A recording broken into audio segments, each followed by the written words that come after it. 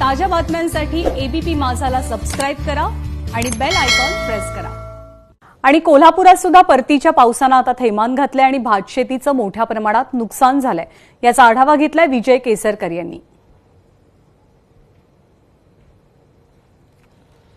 कोल्हापूर जिल्ह्यामध्ये झालेल्या मुसळधार पावसामध्ये भात पिकाचं खूप मोठ्या प्रमाणात नुकसान झालेलं आहे। एक भाताची शेती आपण बघू शकतो की अजूनही या शेतामध्ये पाणी आहे ते आणि भात पूर्णपणे जमीनदोस्त झाले।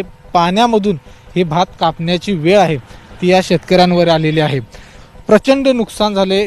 जो काही 2-3 दिवस पाऊस होता गेल्या 2-3 दिवसामध्ये खूप सारं नुकसान झाले या पावसामुळे। आपल्यासोबत ते शेतकरी आहेत, मला सांगा किती अपेक्षित होतं आणि नुकसान काय काय झालं याच्यात? अपेक्षित भात यामध्ये 40 पोती होतं। भात पण चांगलं होतं, पण काढा येण्याच्या अगोदर एक अजून याला 10 दिवस जाऊ दे, तरी पण आधीच हे अवकाळी पावसामुळे पडलं। हातातोंडाला आलेला घास आता काही पर्याय नसल्यामुळे जे मिळेल तेच घ्यायचं म्हणून हे कापणी चालू आहे। पंचनामा झाला तुमच्या शेतातला? काय झालं? नाही पंचनामा झालेला अजून, आम्ही आम्हाला कोणी विचारलं पण नाही अजून। पंचनामे चालू झालेत म्हणतात, पण आम्हाला काय तसं काही हेच नाही, माहितीच नाही त्याची। किती आता किती पाणी शेतात? अजून पण पाणी दिसते। किती किती फूट पाणी आहे?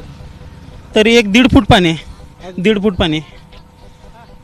तर बघितलं की आपण अजूनही शेतांमध्ये पाणी आहे। हे जे भात आहे ते गेल्या 8 दिवसामध्ये कापायला आला असतं, मात्र पाऊस त्याच्या आधीच आला आणि हे जे हिरवं भात आहे ते कापण्याची वेळ आली। आता जे काय मिळेल 4 दाणे ते पदरात पाडून घेण्यासाठी शेतकरी धडपडत आहे, मात्र पंचनामे अजूनही झालेले नाहीत।